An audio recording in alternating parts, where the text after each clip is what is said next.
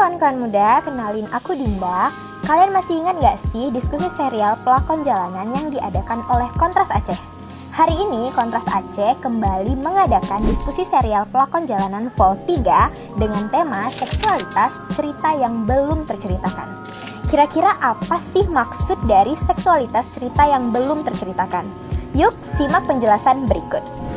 Assalamualaikum kawan-kawan Kontras Aceh, terima kasih banyak, saya Agus Agandi. Jadi hari ini kita melakukan diskusi bersama kawan-kawan muda Kontras Aceh terkait dengan seksualitas cerita yang belum terceritakan. Nah, diskusi kita hari ini sebenarnya kita bercerita tentang edukasi seksualitas yang penting diketahui oleh kawan-kawan muda Kontras Aceh.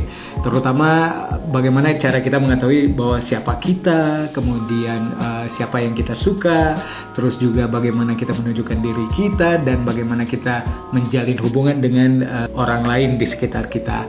Dan ini berguna sekali agar kita juga bisa memahami bahwa sebagai manusia kita memiliki yang namanya seksualitas, dan ini bukan hal yang memalukan karena semua orang punya pertama, dan kita juga dengan kita memiliki yang namanya seksualitas berarti kita juga bisa belajar untuk menghormati dan tidak menghakimi.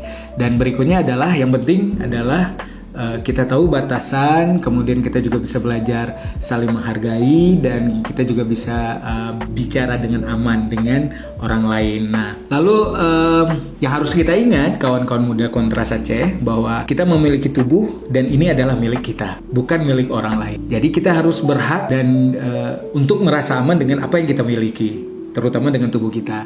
Dan kalau kawan-kawan muda Kontras Aceh kebingungan atau takut, maka yang harus dilakukan adalah segera cari orang dewasa yang terpercaya untuk ngobrol, atau orang-orang terdekat, atau kita bisa menjadi teman yang terbuka, aman dan nyaman untuk kawan-kawan kita yang butuh relasi untuk bercerita tentang pengalaman pentingnya berkaitan dengan seksualitas.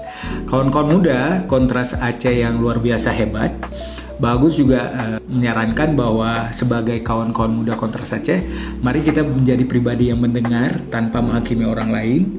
Terus juga kita juga bisa melakukan komunikasi dengan para kawan-kawan muda Kontras Aceh dengan komunikasi yang penuh empati.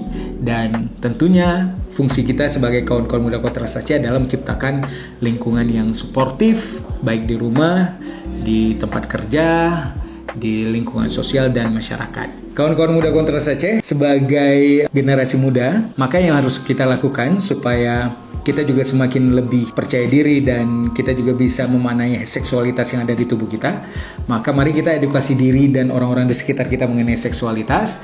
Kemudian kita juga bisa menantang narasi usang ya, yang terkait dengan hoaks, mitos, dan lain-lain, asumsi-asumsi negatif yang merugikan tentang seksualitas.